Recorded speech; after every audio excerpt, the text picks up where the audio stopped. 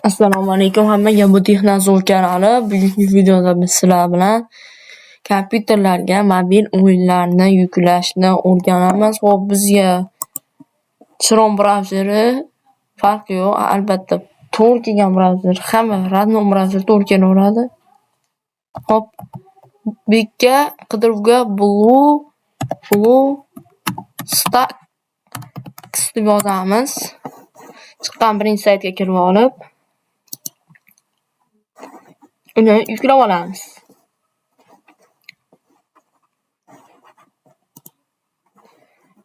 Menda tayyor yuklangani bor. Xullas, mana shu yerdan run qilib turib ozgincha kutamiz.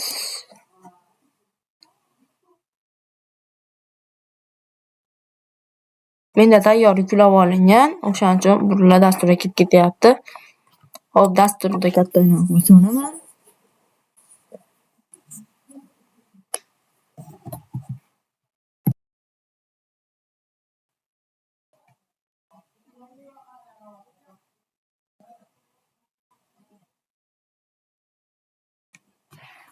Keyin qidiruvga. Xullas, bu yerda hamma narsa tayyor. Bilamanki, hamma narsasi bor.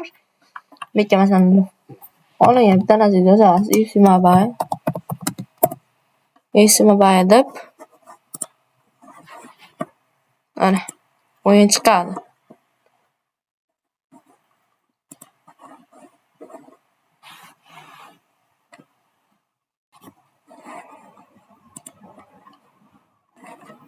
Xullas, o'sha yerdan barcha mobil o'yinlar mavjud. Shularni yuklab olsangiz ham bo'ladi. Xuddi o'sha o'yindagi bilan bir xarakter. PUBG Mobile, Free Fire, har qanday o'yin turi mavjud. Mutlaqo bepul.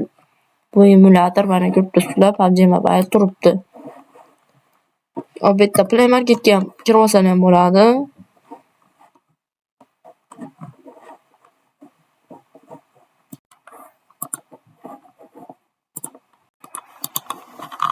Mana search in Google Play.